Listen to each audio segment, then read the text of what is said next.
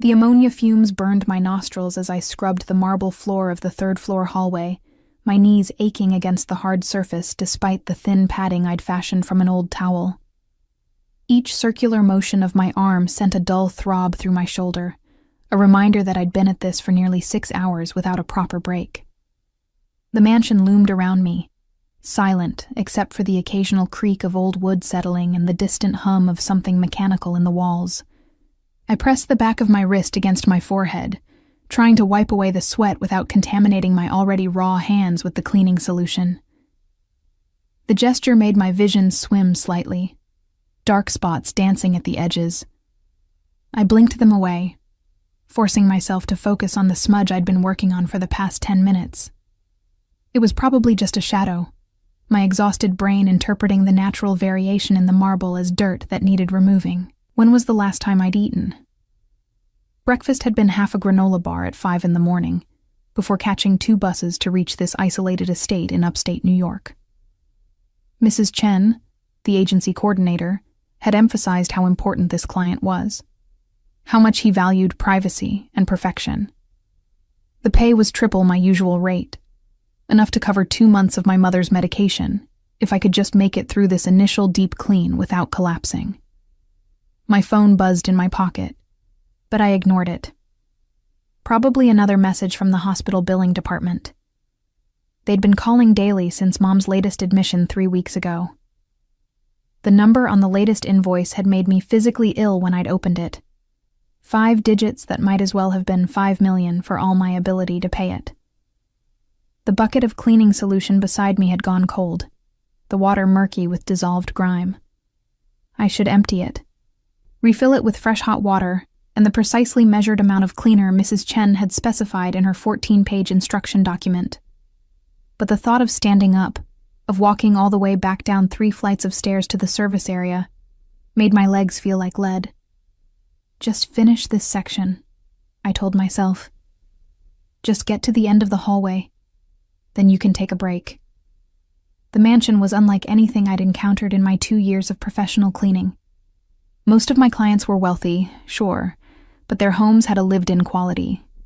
Family photos on the walls, stacks of mail on counters, shoes kicked off by the door. This place felt more like a museum. Every surface gleamed with a perfection that suggested either rarely used or meticulously maintained by an invisible army of staff. Except there was no staff. Mrs. Chen had been clear about that. The owner preferred complete privacy. I was to arrive before dawn, work until the job was complete, and leave before he returned from wherever he spent his days. I wouldn't see him, wouldn't speak to him, wouldn't even know what he looked like beyond the vague description of tall, dark-haired, intimidating that Mrs. Chen had provided with an odd, nervous laugh. The house itself provided few clues about its occupant. The furniture was expensive, but impersonal, all straight lines and neutral colors. No books left open on tables, no dishes in the sink, no evidence of hobbies or interests, just rooms upon rooms of beautiful empty space. Well, not entirely empty. I'd found the study on the 2nd floor, and that had been different. While still immaculate, it had the only personal touches I'd seen all day. A chess set made of what looked like jade and obsidian, positioned mid-game on a side table. A single photograph in a silver frame on the massive mahogany desk, turned away from me so I couldn't see the image. And books. Actual books with cracked spines suggesting they'd been read, filling floor-to-ceiling shelves along one wall. I'd spent extra time in that room, dusting each book spine carefully, resisting the urge to pull any out and peek inside. The titles were eclectic. Russian literature, philosophy, military strategy, art history. Not what I'd expected from someone who lived in such stark surroundings. My vision swam again, more pronounced this time. I gripped the edge of a nearby console table, waiting for the dizziness to pass. The face that looked back at me from the ornate mirror above the table was pale, dark circles prominent beneath green eyes that seemed too large in my thin face. My brown hair, pulled back in a practical bun, had come partly loose, strands sticking to my sweaty neck. I looked exactly like what I was. Exhausted, underfed, desperate. The phone buzzed again. This time I pulled it out, thinking it might be Mom's nurse with an update. Instead, it was a text from my roommate Jenna. Hospital called again. Said they need to talk to you about payment arrangements. Also, your mom is asking for you. Guilt twisted in my stomach. I hadn't visited in 3 days, too busy working double shifts to keep up with the mounting bills.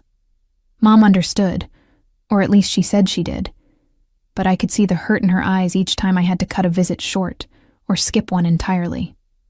My fingers fumbled as I tried to type a response, the letters blurring together. I blinked hard, but the screen remained stubbornly out of focus. Maybe I should take that break now. Just 5 minutes to drink some water, eat the other half of that granola bar I'd saved for lunch.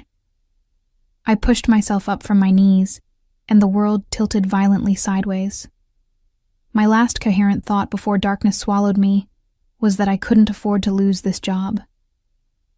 I came back to consciousness in stages, each sense returning separately in a disorienting cascade. First, sound. Low voices speaking in tones too quiet for me to make out words. Then touch. Something soft beneath me, much softer than the marble floor where I'd been kneeling. The chemical smell of cleaning products had been replaced by something else, something warm and masculine like cedar and smoke. My eyes felt incredibly heavy, but I forced them open to find myself staring at an unfamiliar ceiling. Not the ornate plasterwork of the mansion's hallways, but a simpler surface painted a warm cream color. I turned my head slightly, wincing at the stiffness in my neck, and realized I was lying on a leather sofa in what appeared to be an office. No, not just any office. The office. The study on the second floor with the chess set and the mysterious photograph. She's waking up. The voice was male, unfamiliar, speaking with a crisp British accent. Vitals are stable, but she's severely dehydrated and malnourished. When did you say she last ate? I don't know. This voice made something in my chest constrict with instinctive alarm. It was deep, controlled, with the faintest trace of an accent I couldn't place. Russian, maybe? Each word was precisely articulated, giving the impression of someone who weighed every syllable before speaking.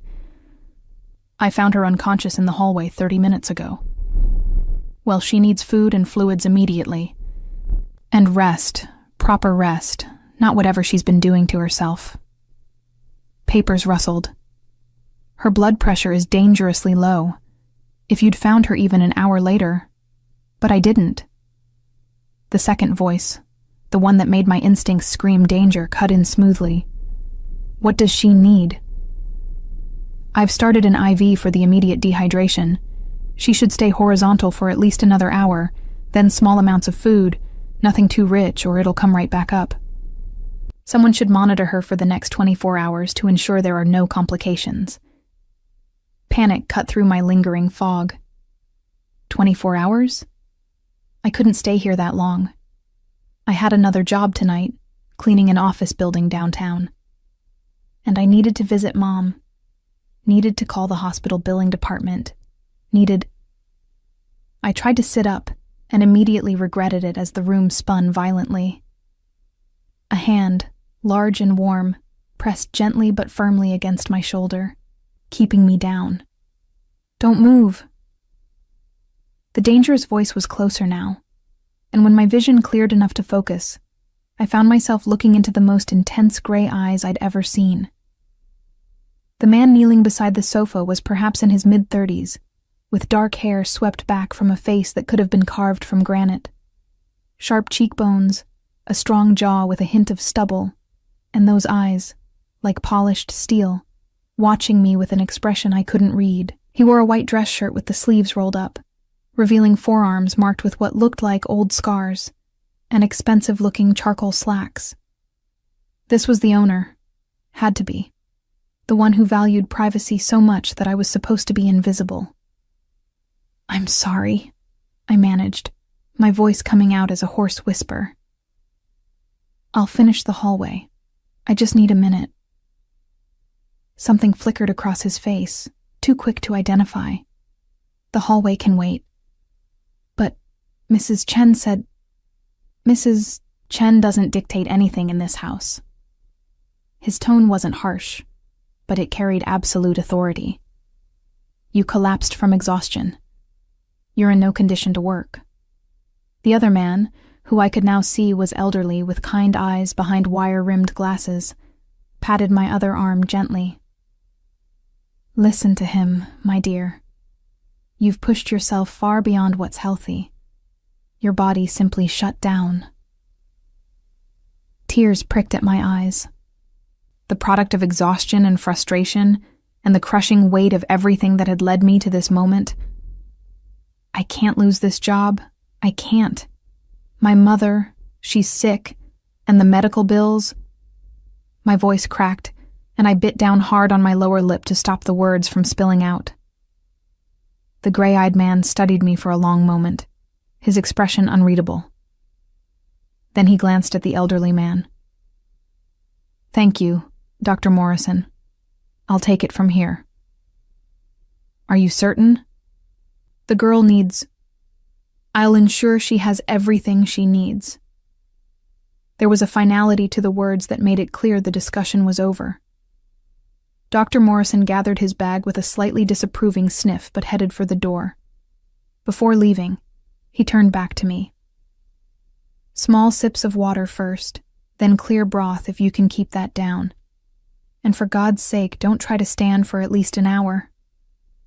Then he was gone, and I was alone with the dangerous-eyed man who was still kneeling beside the sofa, as if it was the most natural thing in the world for someone like him to lower himself to attend to someone like me. What's your name? He asked. Rowan. Rowan Finch. Rowan. He repeated it slowly, as if testing how it sounded. I'm Caspian Vale. This is my home, and you're not losing any job. What you're going to do is rest. I wanted to argue, to insist that I was fine, that I could get back to work. But my body betrayed me, a wave of exhaustion so profound rolling over me that I could barely keep my eyes open. The hallway. I tried one more time, weakly. We'll still be there tomorrow. His hand, which had remained on my shoulder, moved to adjust the blanket someone had draped over me. The gesture was surprisingly gentle for someone who radiated such controlled danger. Right now, the only thing you need to worry about is resting. As consciousness began to slip away again, I heard him speaking in a low voice to someone I couldn't see. Cancel the meet at the docks. Tell Victor to handle the Brooklyn situation without me. I'm not leaving tonight. The words meant nothing to my fading awareness, just sounds that blurred together as I fell back into darkness. But somewhere in the back of my mind, a small voice noted that something significant had just happened, that the man kneeling beside me had just made a decision that would change everything. I just had no idea how much. I woke to soft lamplight and the sound of rain against windows. For a disorienting moment, I couldn't remember where I was, only that the surface beneath me was far more comfortable than my own bed at the apartment I shared with Jenna. Then memory returned in a rush. The hallway, the dizziness, the collapse, the gray-eyed man, Caspian Vale. I was still in his study, still on the leather sofa, though someone had added more pillows behind my head and a second blanket over the first. The IV line the doctor had mentioned was taped to my left arm, leading up to a bag hanging from a portable stand beside the sofa. A glance at my phone, which someone had thoughtfully placed on the coffee table within reach, showed it was past 10 at night. I'd been unconscious for hours. Panic fluttered in my chest until I noticed the text from Jenna. Got your message. Don't worry about anything. Your mom is doing fine. Focus on getting better. Message? I didn't remember sending any message. You're awake. Good. The voice came from across the room, and I turned my head to find Caspian sitting behind the massive desk, a laptop open in front of him and papers scattered across the polished surface. He'd added a black vest over his white shirt, and in the warm glow of the desk lamp, he looked like something out of another era. Powerful, refined, dangerous. "I didn't send Jenna a message," I said, my voice still rough but stronger than before. "I did, from your phone." He stood, moving around the desk with the fluid grace of someone utterly comfortable in his own space. "You were in no condition to handle logistics, so I handled them for you. I also spoke with Mrs. Chen and informed her that you'd be unavailable for your other jobs for the next few days." My heart sank. "But I need those jobs. I can't afford—" "You'll be compensated for the time," he interrupted, crossing to where I lay and crouching down so we were eye level. This close, I could see flecks of silver in his gray irises, and a thin scar cutting through his left eyebrow. "Triple your usual rate for each day you rest and recover. Non-negotiable." "I don't understand.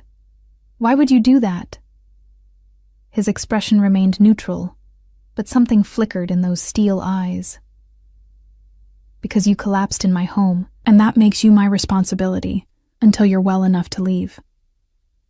There was something in the way he said it, a weight to the words that suggested he took that responsibility very seriously. But there was also something else, something unspoken that made the hair on the back of my neck prickle with awareness. "I can't accept your money," I said, trying to sit up despite the doctor's orders. "That's not right." His hand came to rest on my shoulder again, the now familiar gentle pressure keeping me down. "What isn't right is that you've been starving yourself to pay medical bills. When did you last have a full meal?"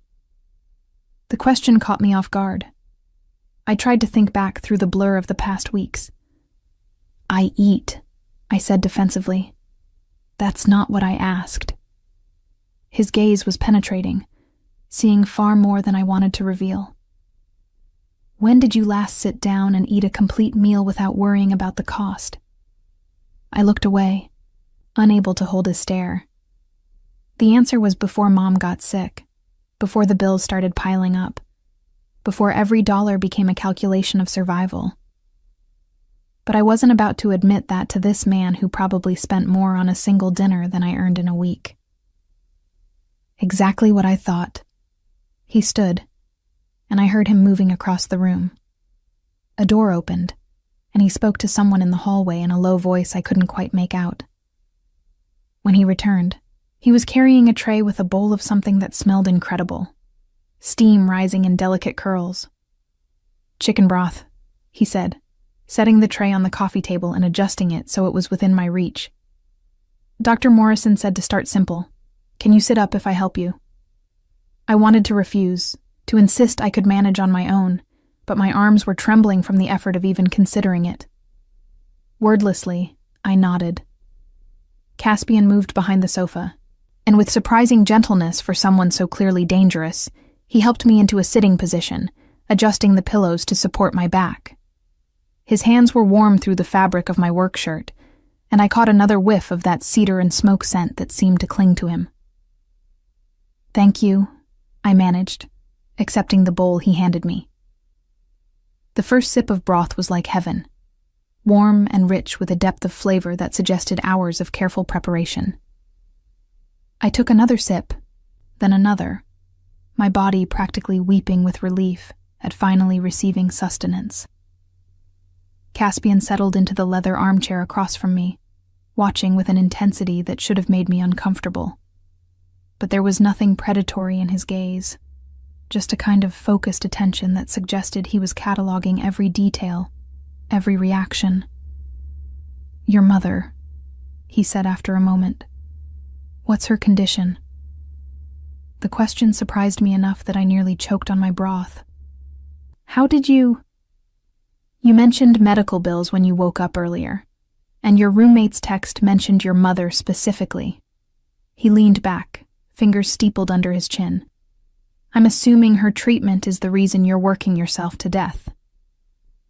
There was no judgment in his tone, just clinical assessment. But something about his directness made it impossible to hide behind polite evasions. Stage 3 kidney disease, I heard myself say. She needs dialysis 3 times a week, and the insurance company is fighting coverage for the medications that actually help. Every month it's something else, some other bill that's not covered, some other procedure they deem unnecessary. The words came faster now, spilling out with a bitterness I hadn't realized I was holding. I've tried everything. Medical assistance programs, charity care applications, negotiating with billing departments. Nothing is ever enough. Caspian was quiet for a long moment, his expression unreadable. Then he asked, "How much do you owe currently?" I can't ask you for money." "You didn't ask. I'm offering." He pulled his phone from his pocket and opened what looked like a banking app. "How much?" The number burned on my tongue, too large to even speak aloud. 84,000, I whispered. Give or take a few thousand depending on what new bills arrive. I expected shock or pity, or the kind of uncomfortable throat clearing that people did when confronted with someone else's financial disaster. Instead, Caspian just nodded, his fingers moving across his phone screen. "What hospital?" "You can't, this isn't..." I struggled to find words. "You don't even know me. Why would you pay off a stranger's medical debt?" He looked up from his phone, and for the first time I saw something almost like a smile touch the corners of his mouth. It didn't quite reach his eyes, but it softened the hard planes of his face. "Let's just say I have more money than I know what to do with, and you need help that I'm capable of providing. Consider it an investment in your recovery. You can't heal properly while drowning in stress. But $80,000 is a rounding error in my monthly expenses." He returned his attention to his phone. "St. Vincent's Hospital, correct? That's what the area code on your roommate's phone suggests." I nodded numbly, unable to process what was happening. This man, this stranger, was talking about my crushing debt like it was pocket change. "Done," he said a moment later, setting his phone aside. "They'll have the payment by morning. Your mother's treatment can continue without interruption." The bowl of broth slipped from my nerveless fingers. Caspian caught it with reflexes that seemed too fast for someone sitting several feet away, setting it safely on the coffee table before returning his attention to me. "Why?" I managed, tears streaming down my face now. "Why would you do that?" For a long moment he didn't answer, just studied me with those penetrating gray eyes. When he finally spoke, his voice was softer than I'd heard it yet. "Because I can. And because watching you destroy yourself over circumstances beyond your control doesn't sit well with me." "But you don't know anything about me," I protested weakly. "I could be a terrible person. I could take your money and disappear. You collapsed while working because you were too focused on doing the job perfectly to take care of yourself. That tells me everything I need to know about your character." He leaned forward slightly. "And for the record, I have very effective methods of finding people who try to run from me. Not that I think you will." There was something in the way he said it, a casual certainty about his reach and capabilities that sent a chill down my spine. What kind of man could casually write off such a massive sum? What kind of business did he run that made that kind of money seem insignificant? I thought about the isolated location of the mansion, the obsessive privacy, the way Dr. Morrison had appeared with unusual speed when summoned. Caspian Vale wasn't just wealthy. He was something else. Something that existed in the shadows of legitimate society. "What do you do?" I asked, unable to stop myself. "For a living, I mean." His expression shuddered immediately, the brief softness vanishing behind a mask of cool control. "I handle acquisitions for various interested parties. Import, export, that sort of thing." It was a non-answer. the kind of vague deflection that revealed nothing while sounding plausible. But I was too exhausted and overwhelmed to push further. This man had just saved my mother's life, had removed the crushing weight that had been drowning me for months. Whatever he did, whatever questionable business he ran, it had resulted in a miracle I couldn't possibly repay. "Thank you," I whispered, inadequate though the words were. "I don't know how I'll ever—" "You'll recover," he interrupted gently. "That's how you'll repay me. You'll rest, eat properly, and rebuild your strength. And then, if you're willing, you can continue working for me at a rate that won't require you to take other jobs." I stared at him. "You want to hire me permanently?" "This house is too large for one person to maintain, and I prefer not to have strangers coming and going constantly. You've already proven yourself trustworthy, and your attention to detail is exceptional." He gestured around the study. "Besides, I find I prefer your presence to the alternative of continued solitude." It was the most personal thing he'd said yet, a glimpse beneath the carefully controlled exterior. And something about the way he said it, with a hint of vulnerability quickly concealed, made my chest ache. "I don't understand you at all," I admitted. This time, his smile was genuine, transforming his face into something almost beautiful. "Good. That's exactly how I prefer it." Before I could respond, his phone buzzed with an incoming call. He glanced at the screen, and his expression went cold and hard again. "I need to take this. Don't try to get up. Someone will be here shortly with more food." He strode from the room, his voice dropping to a low, dangerous tone as he answered, "I told you not to call unless it was an emergency." The door closed behind him, leaving me alone with my spinning thoughts. Outside, the rain had intensified, drumming against the windows with increasing force. I looked down at the IV still dripping fluid into my arm, at the expensive blankets covering me, at the bowl of perfect broth waiting on the table. 6 hours ago, I'd been scrubbing floors while starving and desperate. Now I was lying in a room that probably cost more to furnish than I'd earn in 5 years. My mother's medical debts paid off by a man who had taken one look at my collapse and decided to insert himself into my life with overwhelming force. I should have been more wary, more suspicious. Instead, I felt the first flicker of something I hadn't allowed myself in months. Hope. My phone buzzed with a text from Jenna. "Holy shit, Ro. The hospital called.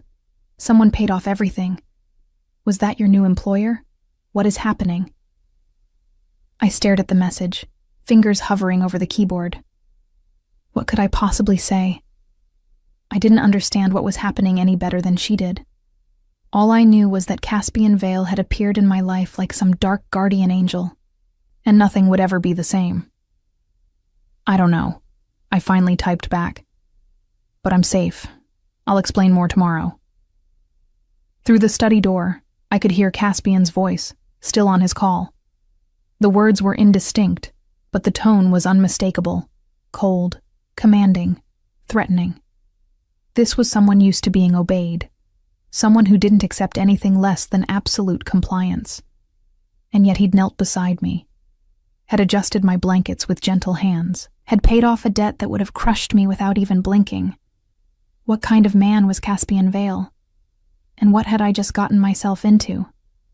The next morning, I woke in an actual bedroom. Disorientation came first. The unfamiliar sensation of soft sheets against my skin and sunlight streaming through windows I didn't recognize. For a moment, panic seized me. Had I been moved while unconscious again? But then memory returned. Caspian carrying me from the study sometime after midnight, his arms strong and steady as he navigated the hallways, murmuring something about proper rest, requiring a proper bed.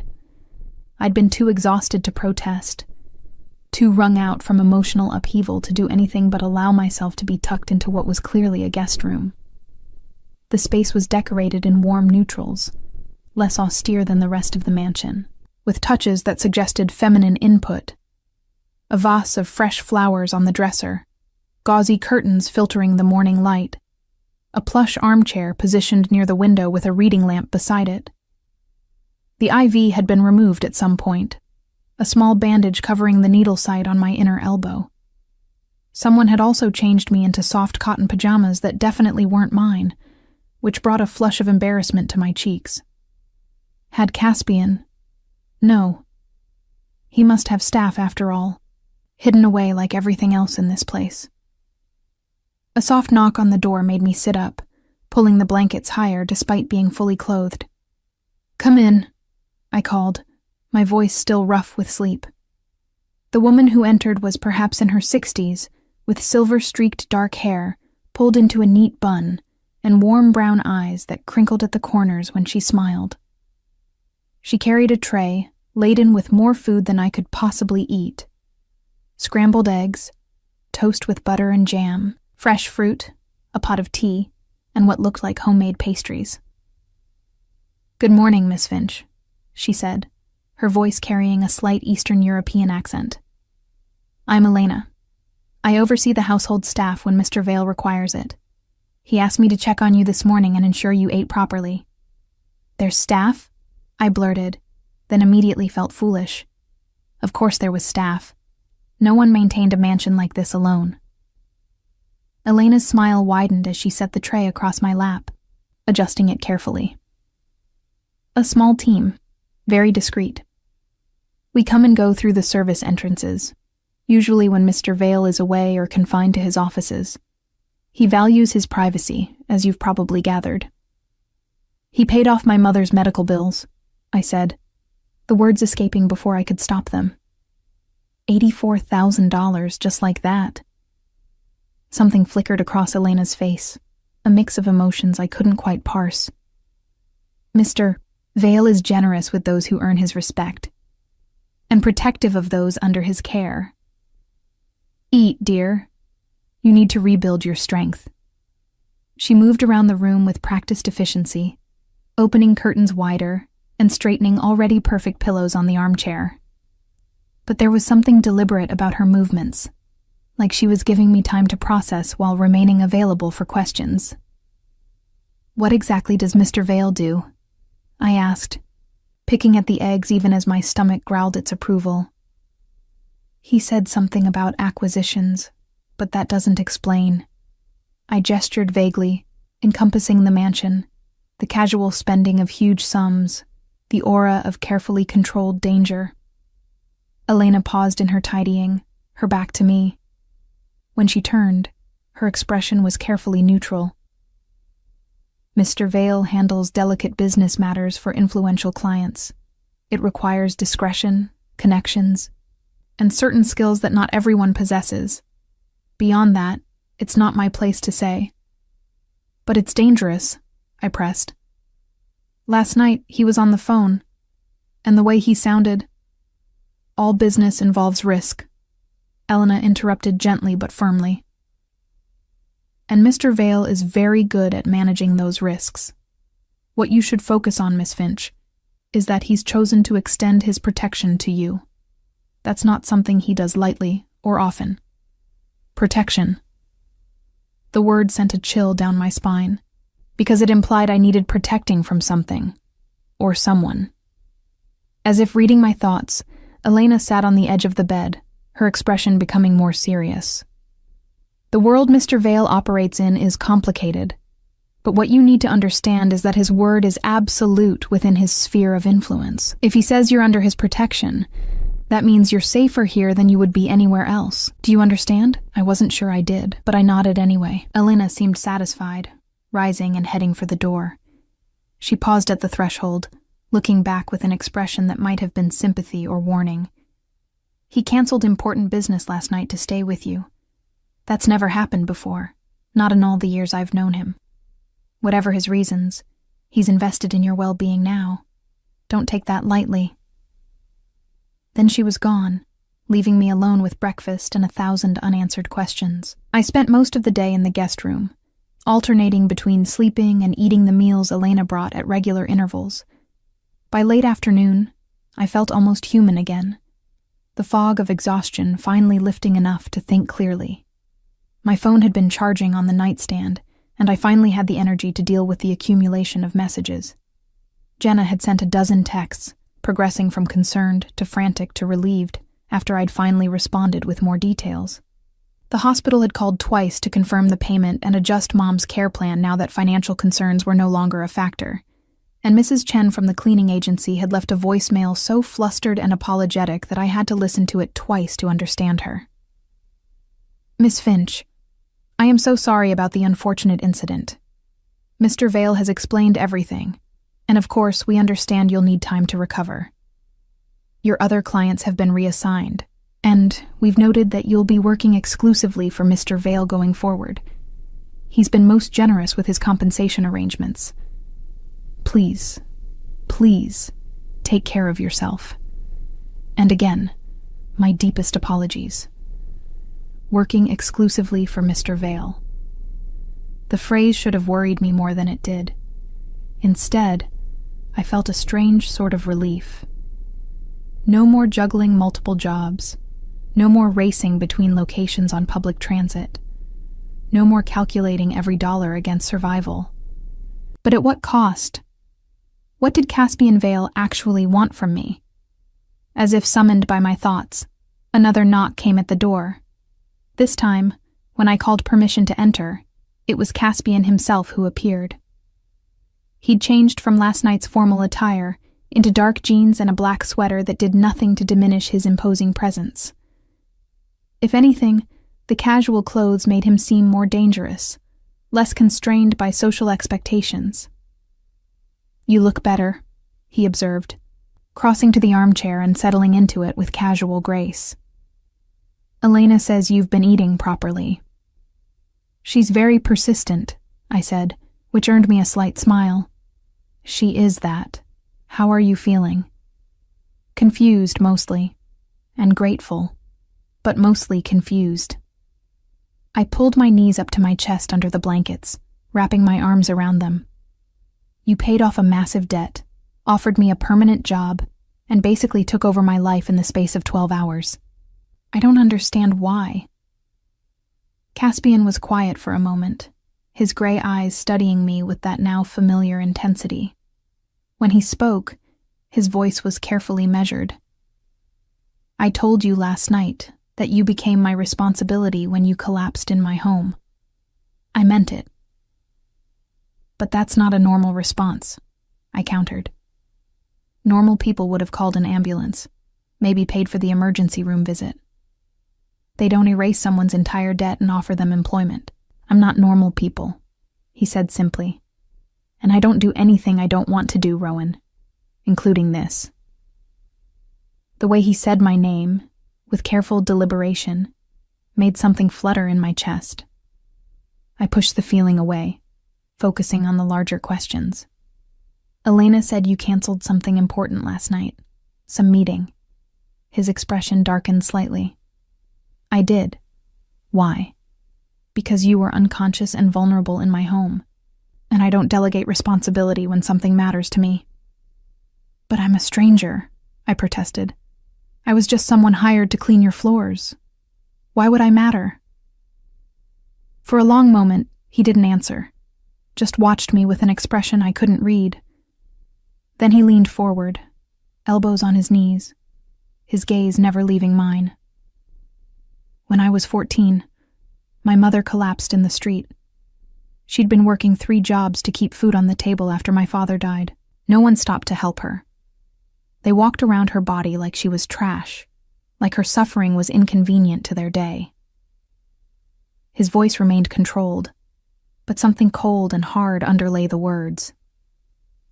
She lay there for 40 minutes before someone finally called an ambulance. By then, she'd had a stroke. She never fully recovered. The revelation hung in the air between us, explaining so much and yet raising new questions.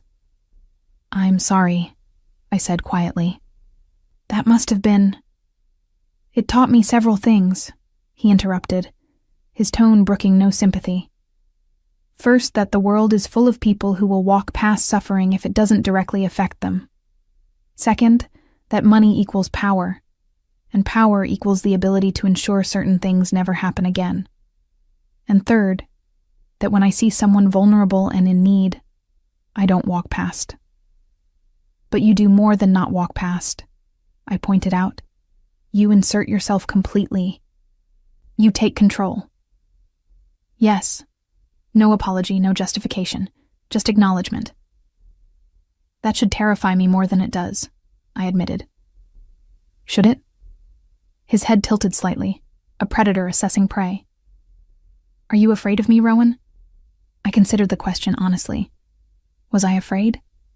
He was clearly dangerous, clearly operated outside normal social boundaries, clearly used to exerting control over people and situations. But when I thought about the gentle way he'd adjusted my blankets, the unexpected vulnerability in his voice when he'd spoken about his mother, the simple fact that he'd stayed rather than delegating to staff. No, I said finally. I'm not afraid of you. Maybe I should be, but I'm not. Something shifted in his expression, a crack in the carefully maintained facade. Most people are. I'm not most people. No, he agreed softly. You're not. The moment stretched between us, charged with something I didn't have the energy to examine. Finally, Caspian stood, breaking the tension. Rest for the remainder of today. Tomorrow, if you're feeling up to it, I'll show you around the house properly. Help you understand the full scope of the position I'm offering. Position, I repeated. As in cleaning? As in managing the household. Elena handles the staff, but I'd like someone here permanently. Someone I trust. He moved toward the door, then paused. The previous arrangement was temporary. Rotating staff who never knew anything about my life or my business. I'm proposing something different. Something permanent. You don't know me well enough to trust me, I protested. He looked back, and his slight smile held shadows. I know you'd rather destroy yourself than accept help you haven't earned. I know you prioritize others' well-being over your own. I know you notice details that most people miss. And I know that when you gave your word to Mrs. Chen that you'd do the job perfectly, you nearly killed yourself trying to keep that promise. That's everything I need to know about your character.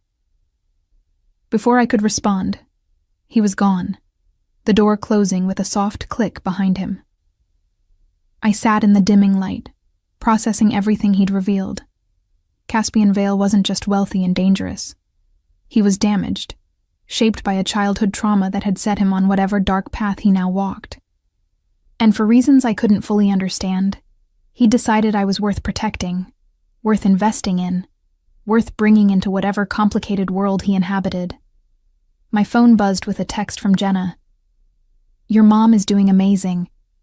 They changed her medication and treatment plan. She's already looking better. What the hell happened, Ro? I stared at the message, tears blurring my vision. What had happened? A miracle. A terrifying, inexplicable miracle delivered by a man who terrified and intrigued me in equal measure. I don't know, I typed back, but I think my life just changed completely. Outside, evening was falling, painting the sky in shades of amber and rose. Somewhere in the mansion, Caspian Vale was probably in his study, making phone calls and handling whatever dark business required his attention. The meeting he'd canceled last night, what had that cost him? What had he sacrificed for a stranger who'd collapsed in his hallway? And why did the thought of him staying to watch over me make my chest feel warm and tight and terrified all at once? I pulled the blankets higher, suddenly cold despite the room's comfortable temperature. Tomorrow, I'd ask more questions. Tomorrow, I'd push for real answers about what he did, what he expected, what this permanent position actually meant. But tonight, I let myself feel safe for the first time in months, because whatever else Caspian Vale might be, he'd proven one thing beyond doubt. When he said someone was under his protection, he meant it absolutely. Even if I didn't fully understand why I needed protecting yet. The next morning, I woke to find clothes laid out on the armchair. Not my work uniform, but soft, expensive-looking pieces in my size. Dark jeans, a cream cashmere sweater, undergarments still in their packaging. Everything fit perfectly, which should have been more unsettling than it was. Elena appeared with breakfast as I was examining the tags. "Mr. Vale had these sent over early this morning," she explained, setting down a tray of fresh pastries and coffee. "He thought you might appreciate something more comfortable than your work clothes." "He seems to think of everything," I said, unable to keep a note of bewilderment from my voice. Elena's smile was knowing. "He's very thorough when he decides something matters." After she left, I showered in the attached bathroom, all marble and chrome, with water pressure that felt like luxury itself, and dressed in the new clothes. They felt like armor somehow, transforming me from desperate cleaning woman into someone who might actually belong in a place like this. Caspian found me in the hallway outside my room, clearly having been waiting for me. He'd dressed formally today in charcoal slacks and a white dress shirt with the first few buttons undone, revealing a glimpse of his collarbone. The casual intimacy of it made my breath catch. "Ready for the tour?" he asked. "As ready as I'll ever be." He led me through the mansion with the confidence of someone who knew every inch of his domain. The house was even larger than I'd realized, with wings I hadn't explored during my cleaning. He showed me the main living areas first, formal sitting rooms, a dining room that could seat 20, a library that made my heart ache with longing. "You're welcome to any of the books," he said, noticing my expression. "I rarely use this room anymore, but I can't bring myself to part with them." "Your mother's?" I guessed, thinking of what he'd shared yesterday. Something flickered across his face. "Some of them. Others I've collected over the years. Knowledge is power, Rowan. Never forget that." The kitchen was enormous, professional grade with gleaming stainless steel and more gadgets than I could identify. "Elena's domain," Caspian explained, "though I occasionally cook when the mood strikes." "You cook?" A slight smile. "I'm full of surprises." He showed me the gym, the wine cellar, the indoor pool I hadn't known existed. Each space was maintained to perfection, clearly reflecting serious money and attention to detail. But it was when we reached the lower level that things changed. "This section is restricted," Caspian said, stopping before a heavy door with an electronic keypad. "My private offices. You'll have access when you're ready, but for now, it's important you understand that what happens behind this door stays completely confidential." "What exactly happens behind that door?" I asked. He studied me for a long moment. "Business that requires absolute discretion, meetings with clients who value privacy, communications that can't be intercepted or overheard. Nothing that will ever put you in danger, but nothing that should be discussed outside these walls either."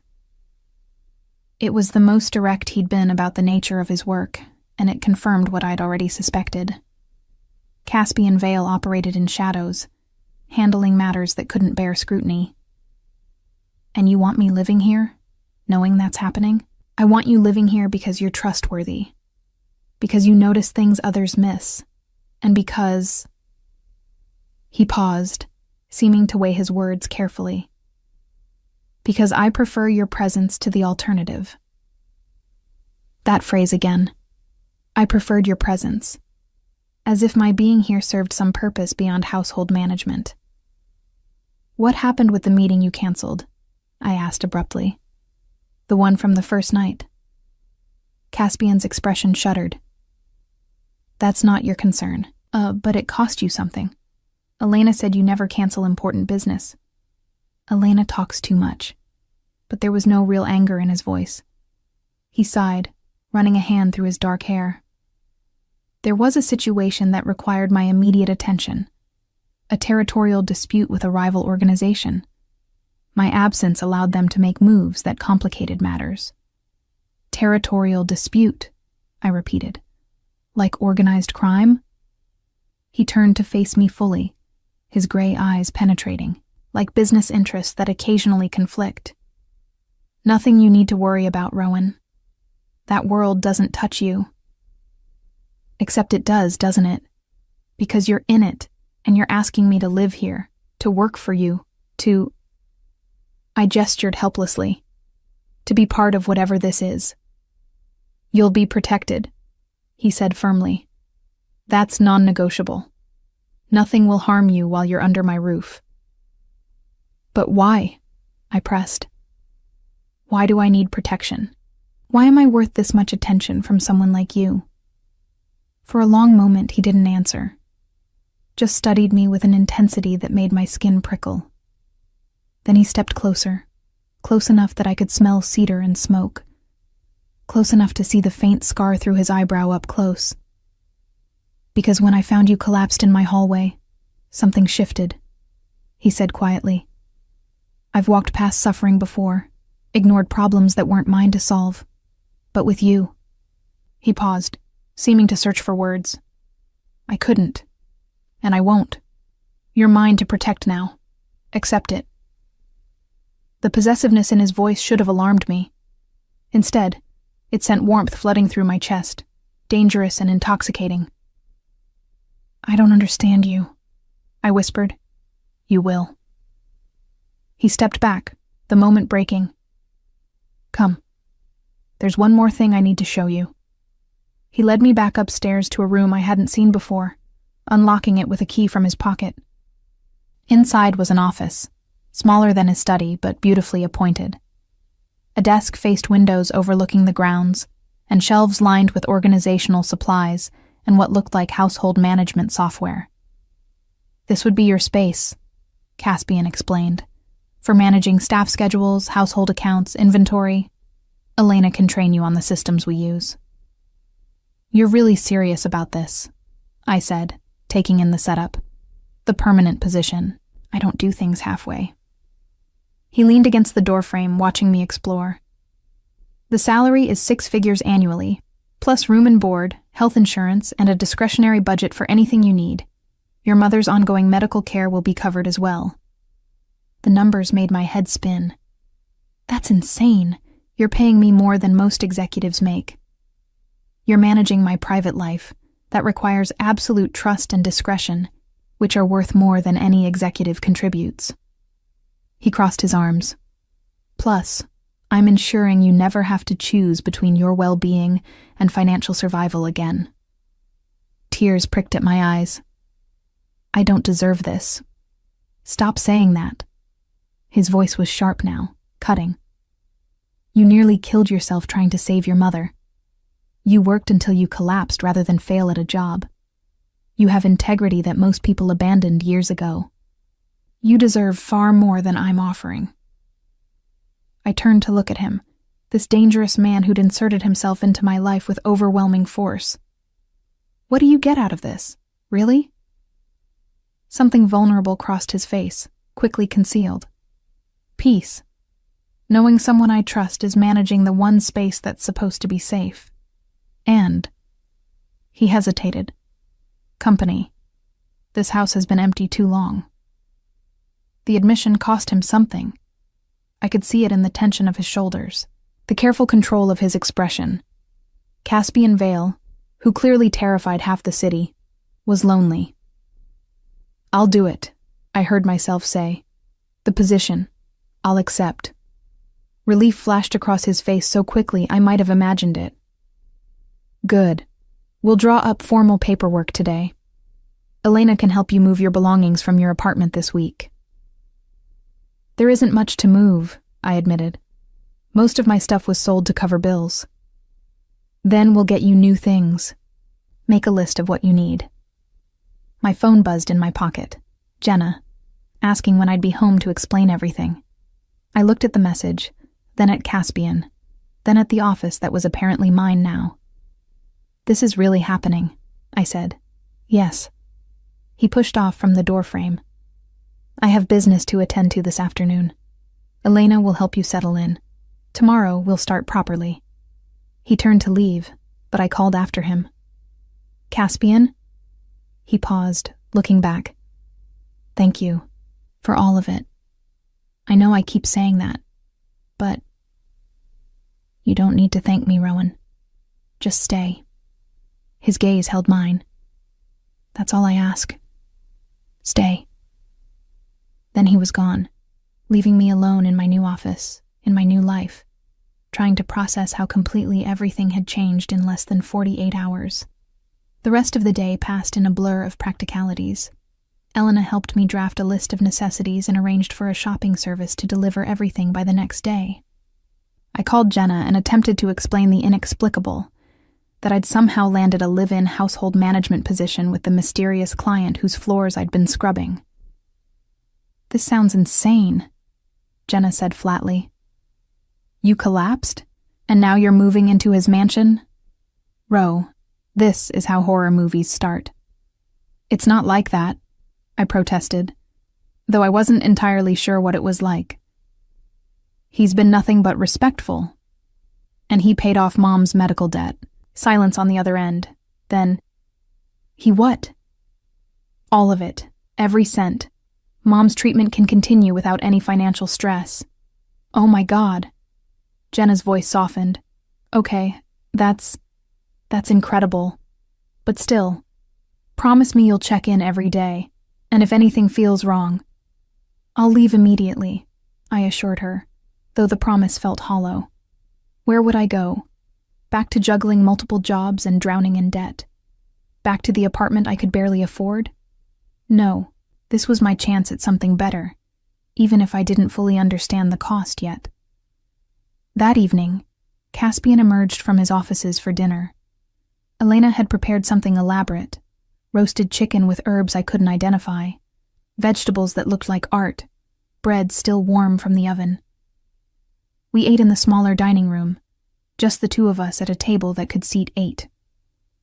"Tell me about your mother," Caspian said, cutting into his chicken with precise movements.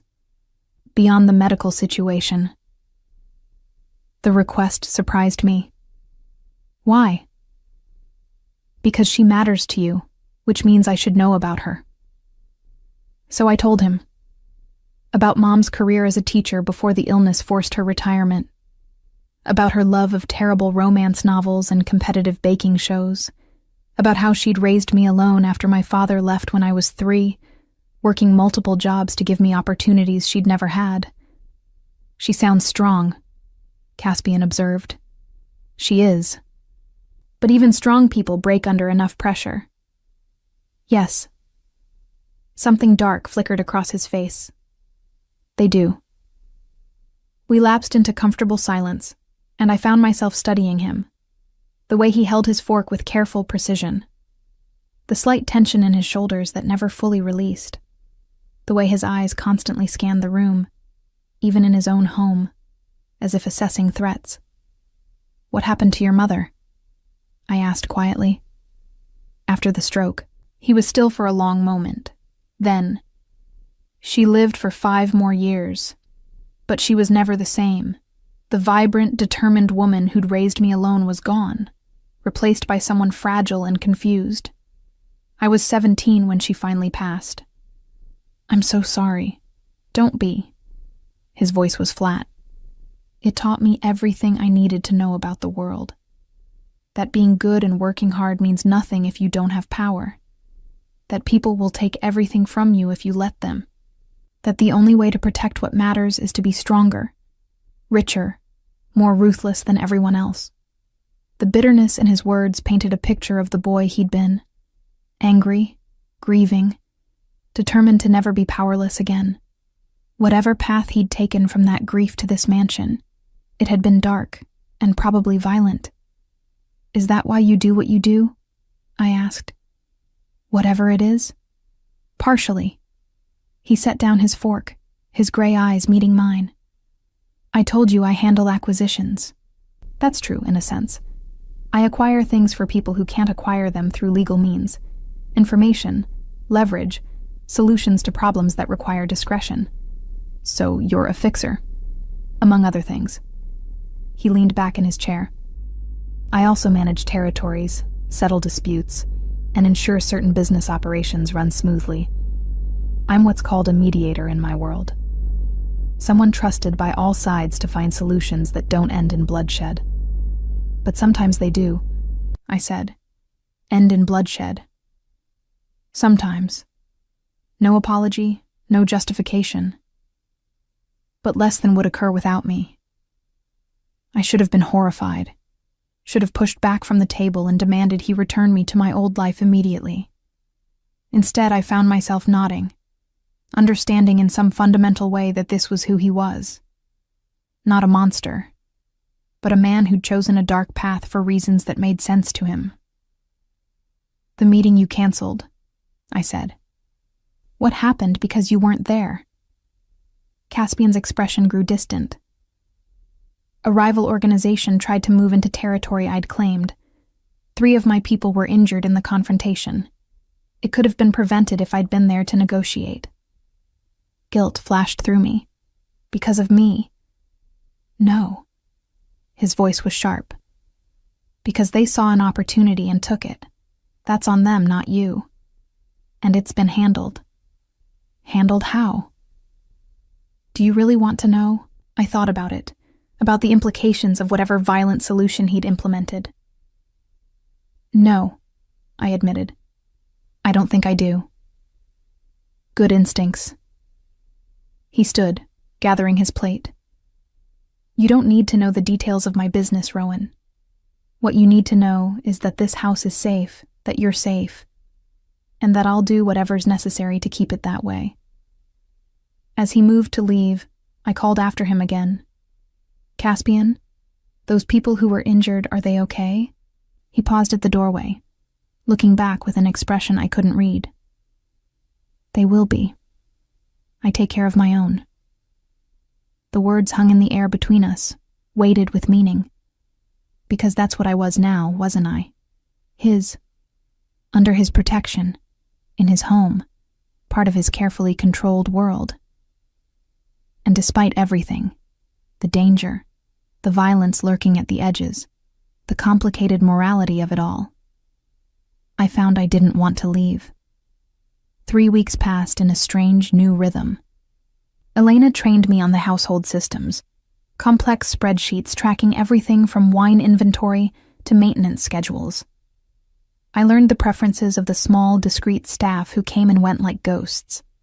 I discovered that Caspian had a standing weekly appointment with his tailor, that he took his coffee black with 1 sugar in the morning, but espresso in the afternoon, that he ran 5 miles every morning at dawn, regardless of weather. I learned to read his moods from subtle cues, the tightness around his eyes when business was stressful, the way his hand would curl into a fist when someone on the phone displeased him, the rare, genuine smile that transformed his face when something actually amused him.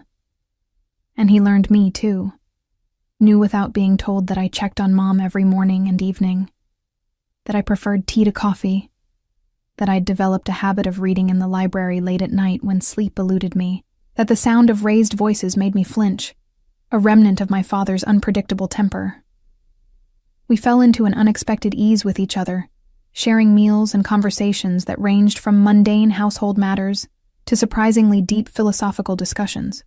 He was brilliant, I discovered, educated in ways that went far beyond formal schooling, with insights into human nature that came from years of studying people as tools or threats. "You analyze everyone." I observed one evening as we sat in the library, me curled in an armchair with a book while he reviewed documents at the desk. He looked up, one eyebrow raised. "Occupational hazard." "Do you analyze me?" "Constantly. No hesitation, no apology. You're a puzzle I'm still solving." "What have you figured out so far?" He set down his pen, giving me his full attention. "That you're stronger than you look. That you process the world through patterns and details most people miss.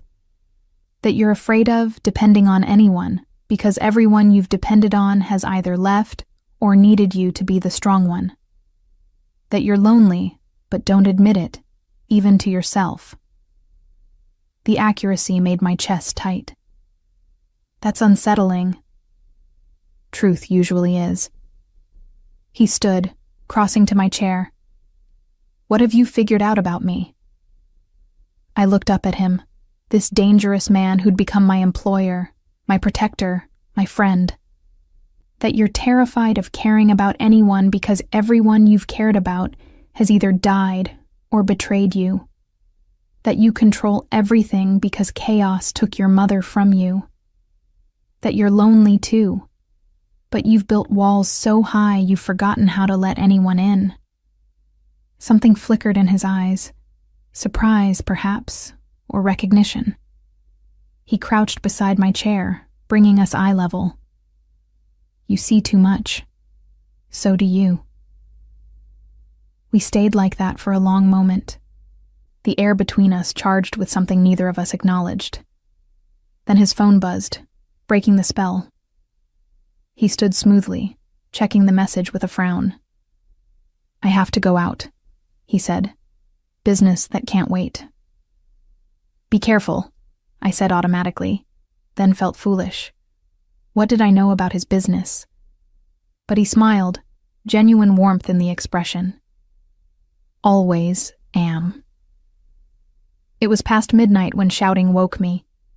I sat up in bed, heart pounding, trying to orient myself. The voices were coming from downstairs. Caspian's, I recognized, and at least 2 others. Not the measured tones of normal conversation, but real anger, raw and sharp. I shouldn't go down. It wasn't my business. But worry propelled me out of bed and into the hallway, following the sound to the main foyer. Caspian stood in the center of the marble floor, flanked by 2 men I didn't recognize.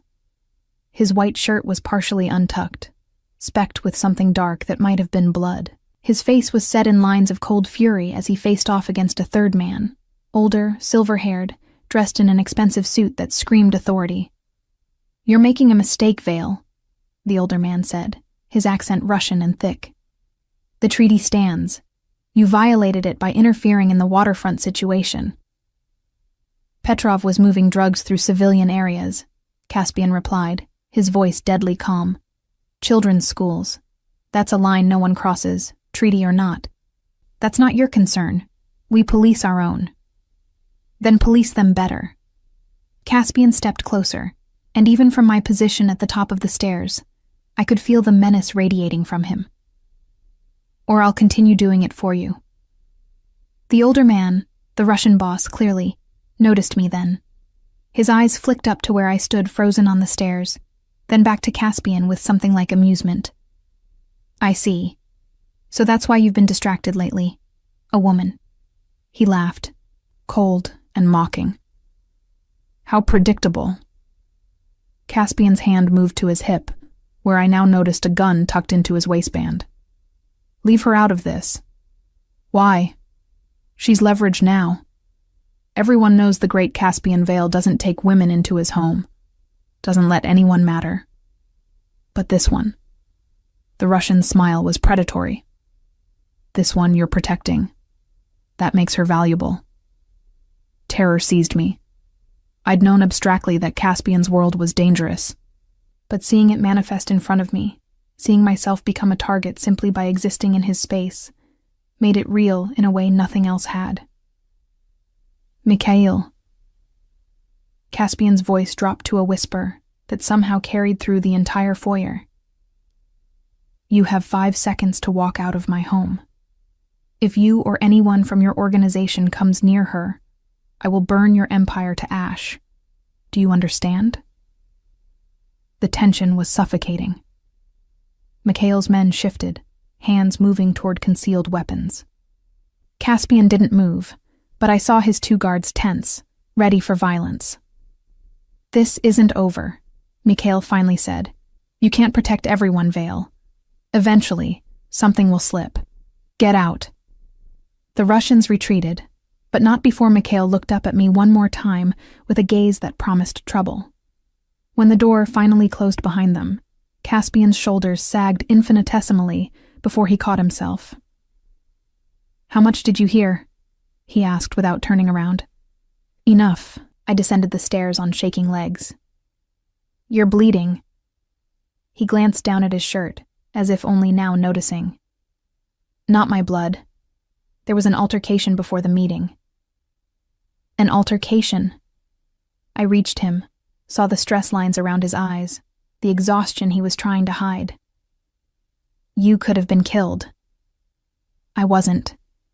He reached out, his hand cupping my face with surprising gentleness.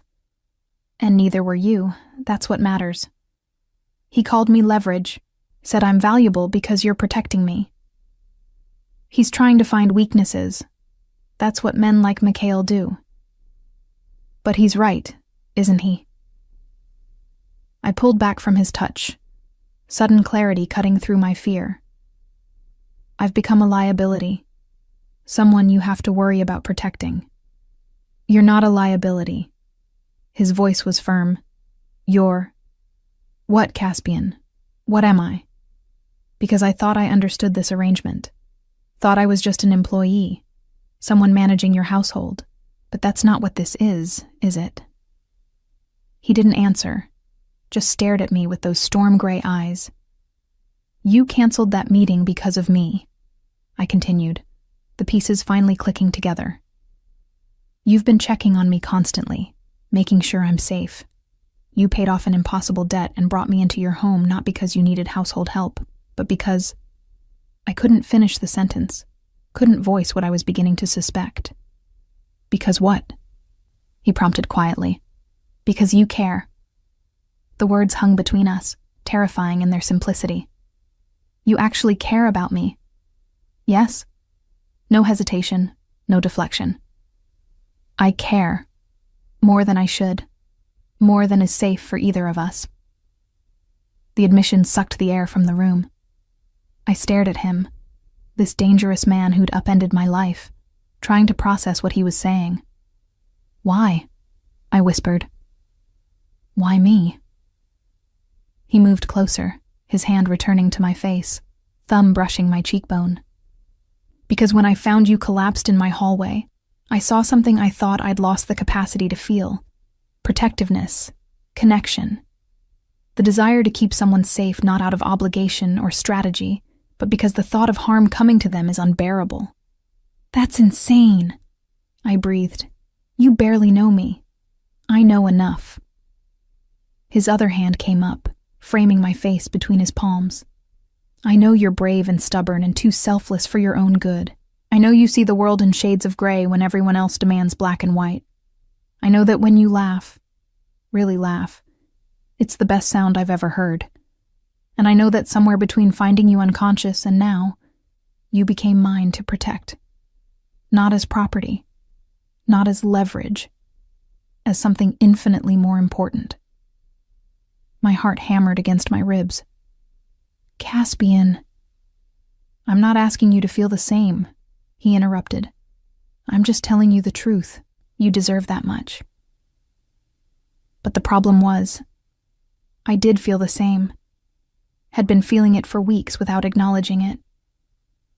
The way my pulse quickened when he entered a room, the warmth that flooded through me when he smiled at something I'd said, the sense of rightness when we sat together in comfortable silence. I'd fallen for the monster in the mansion, and he'd fallen for me too. This is complicated, I managed. Yes, and dangerous. Very. We should be sensible about this. Maintain professional boundaries. Probably. His thumb traced my lower lip, and I shivered. Are you going to be sensible, Rowan? No, I admitted. I don't think I am. He kissed me then, or maybe I kissed him, the details blurred in the intensity of the moment. His lips were surprisingly soft against mine. The kiss gentle, despite the violence he'd likely been part of hours earlier. One hand tangled in my hair while the other splayed across my lower back, pulling me closer until no space remained between us. When we finally broke apart, both breathing hard, he rested his forehead against mine. This changes everything, he said. I know. You'll be a target now. Anyone wanting to hurt me will see you as the quickest path.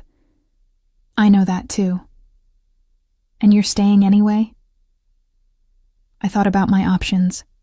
Could go back to my old life, back to drowning in debt and exhaustion.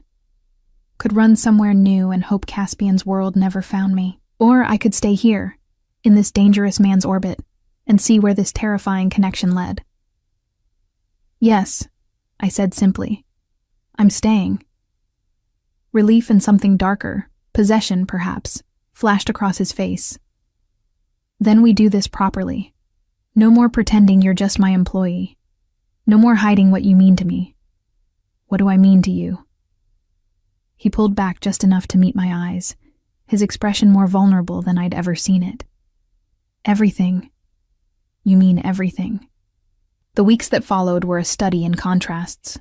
During the days, I managed Caspian's household with growing confidence, navigating the complexities of his life with Elena's patient guidance.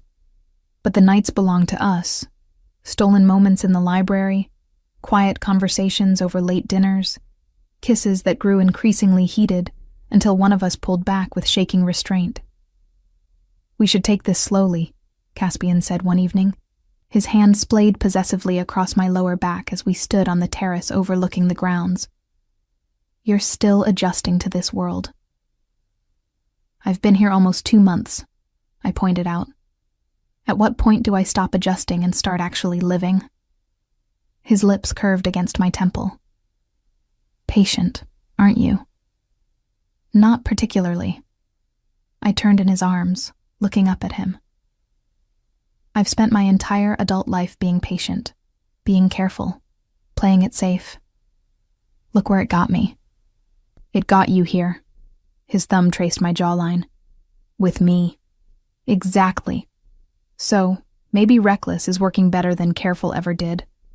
He laughed, the sound rich and genuine. I'd learned to treasure his real laughter, so different from the cold amusement he showed the outside world. "You're going to be trouble, aren't you?" "Probably." But despite the banter, there was a new tension between us. Not uncomfortable, but charged with awareness and anticipation. We both knew where this was heading. It was just a question of when. The decision was made for us on a Tuesday night. I was in my room, though I'd been spending less and less time there, gravitating toward whatever space Caspian occupied, when my phone rang. Mom's nurse, the night shift one whose voice I knew too well. "Miss Finch, your mother's asking for you. She's having a rough night, lots of confusion and agitation. I think it would help if you came by." Guilt twisted my stomach. I'd visited twice a week since moving in, but it never felt like enough. "I'll be there in 40 minutes. I was grabbing my coat when Caspian appeared in the hallway. "Where are you going?" "Hospital. Mom's having a bad night." His expression shifted immediately into protective concern. "I'll drive you." "You don't have to." "I'm driving you," he repeated firmly. No arguments. The drive to St. Vincent's was quiet, Caspian's hand finding mine in the darkness of the car. When we arrived, he insisted on accompanying me inside despite my protests. "I'm not letting you deal with this alone," was all he said.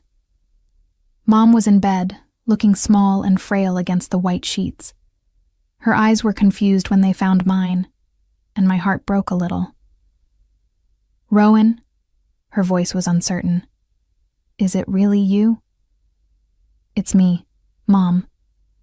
I took her hand, settling into the chair beside her bed. "I'm here." Her gaze drifted past me to Caspian, who'd hung back near the door. "Who's that?" "That's Caspian. He's my employer and my friend." "Friend." Mom's eyes sharpened with something of her old awareness. "He's very handsome. You should marry him." I felt heat flood my face. "Mom, I'm serious. Look at him, and the way he's looking at you." She smiled, the expression heartbreakingly familiar despite her current confusion. "That's the way your father used to look at me, before things went bad, like you were his whole world."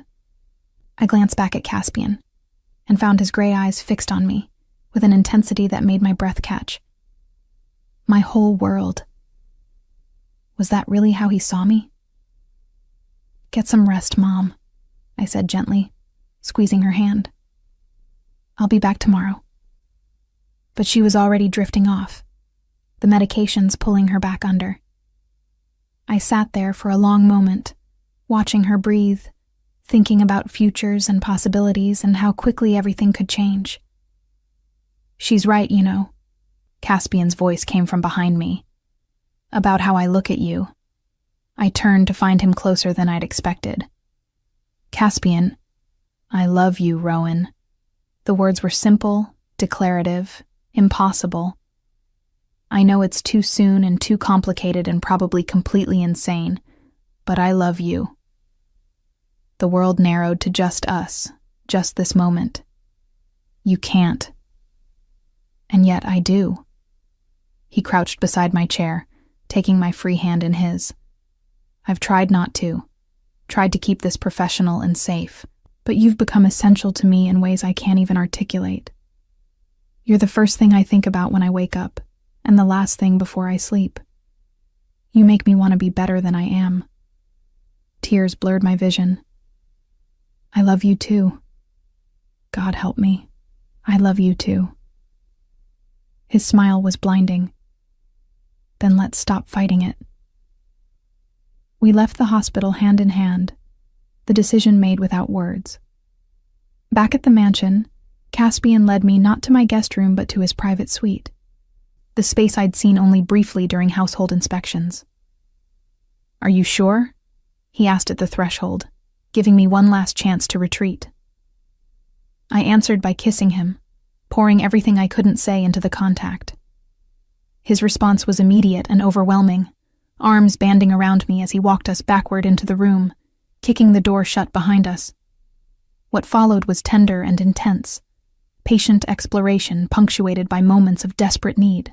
He learned every inch of my body with the same thorough attention he gave everything else, and I discovered the man beneath the dangerous exterior. Scarred, yes, but also capable of breathtaking gentleness. Afterward, we lay tangled together in his massive bed, my head on his chest, as his fingers traced lazy patterns on my bare shoulder. I need to tell you something, he said quietly. About the work I do. I tensed slightly. Okay. I'm what's called a mediator in the criminal underworld. When territories conflict or when business dealings go wrong, I'm brought in to negotiate solutions. I have connections to most of the major organizations in the city: Russian, Italian, Irish, Chinese. They trust me because I have no loyalty to any single family. That sounds incredibly dangerous. It is, but it also means I have significant power. Enough power to protect you from anything. I propped myself up on one elbow, looking down at him.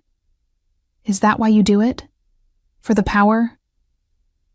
Initially, yes. After my mother died, I was angry and lost. I fell in with people who taught me how to turn that anger into influence. By the time I was 25, I'd made myself indispensable to the city's criminal infrastructure. He paused. But lately, I've been thinking about exit strategies. Because of me?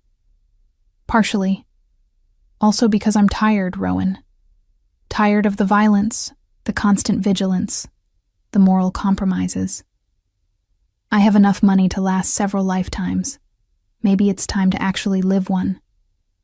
Hope fluttered in my chest. What would that look like? Legitimate business investments, consulting work that doesn't involve death threats, a quiet life with the woman I love. His hand cupped my face. If she'll have me. Always, I whispered. But Caspian, can you really walk away from that world? Won't they try to stop you? They'll try. But I have leverage. Information, connections, debts owed. And I'm very good at negotiation. His smile was sharp. They'll let me go because it's in their best interest to let me go. And because the alternative is war, and I've spent 15 years making myself too valuable to kill. It should have terrified me, this casual discussion of violence and criminal politics. Instead, I found myself trusting his confidence, believing that this dangerous man could somehow navigate us both to safety. How long? I asked. How long until you're free? 6 months, maybe a year. I need to carefully transfer my responsibilities, settle outstanding obligations, and ensure no power vacuums that could trigger violence. He pulled me back down against his chest.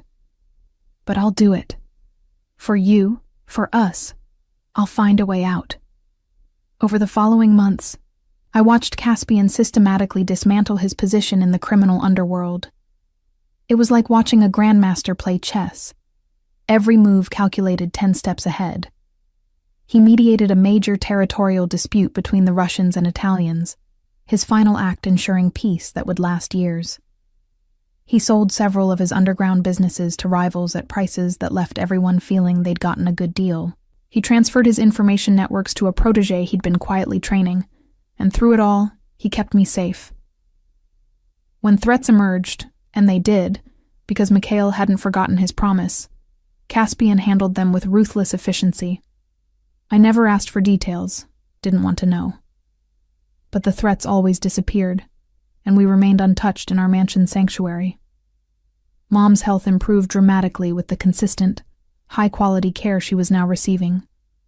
She even regained enough clarity to properly meet Caspian, declaring him dangerous but devoted, with typical directness.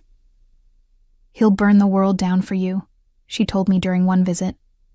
"Make sure you're worth it." "I'm trying," I said. "You already are, sweetheart. You already are." It was a spring evening, nearly a year after I'd first collapsed in Caspian's hallway, when everything finally came together. We were in the library, him working through final documents while I read nearby, when he suddenly closed his laptop with decisive finality. "It's done," he said. I looked up. "What's done?" "All of it. My obligations, my responsibilities, my involvement in that world. As of today, I'm officially retired from the mediation business." He stood, crossing to my chair. "I'm free, Rowan. We're free." Joy and disbelief warred in my chest. "Really? Completely?" "Completely. I've transferred my last contract, settled my final account. The only business I'm involved in now is entirely legitimate." He knelt beside my chair, pulling a small velvet box from his pocket. "Which means I can finally ask you this properly." My breath caught as he opened the box, revealing a ring, elegant, understated, with a single diamond that caught the lamplight. "Rowan Finch, you walked into my life when I'd forgotten how to feel anything but anger and control. You saw past the danger to something worth saving. You made me want to be better, to build something real instead of just accumulating power." His voice was steady, but I could see the vulnerability in his eyes. "Will you marry me?" Tears streamed down my face as I nodded. "Yes. God, yes." He slid the ring onto my finger, then pulled me from the chair into his arms, kissing me with a passion that still made my knees weak after all these months. "I love you," he murmured against my lips. "My reckless, stubborn, perfect girl." "I love you too," I replied. "My dangerous, reformed, surprisingly romantic man." He laughed, and the sound filled the library like music. Outside, evening was falling, painting the sky in shades of gold and rose. Somewhere in the city, the criminal underworld was adjusting to life without Caspian Vale's mediation. But here, in this mansion that had once felt like a prison and now felt like home, we were building something new. A life, a future, a love that had emerged from the most unlikely circumstances. "What do you want?" Caspian asked, holding me close. "Big wedding? Small ceremony? Something in between?" "I just want you," I said honestly. "Everything else is details." "Then you'll have me, for as long as you'll keep me." "That's going to be a very long time," I warned. "Good." He kissed my forehead. "Because I'm not going anywhere. I stopped a war for you, Rowan. Walked away from everything I'd built. You're stuck with me now." "I can live with that." And I could, because the man who'd found me unconscious on his hallway floor, who'd knelt beside me when he'd never knelt for anyone, who'd dismantled his dangerous empire piece by piece to build a safe life for us. That man was mine, and I was his, not as leverage or possession, but as an equal partner in a love that had transformed us both. The Mafia boss had stopped his war for the maid who'd collapsed in his home, and in doing so, he'd found something far more valuable than power or control. He'd found redemption, found peace, found home, and so had I.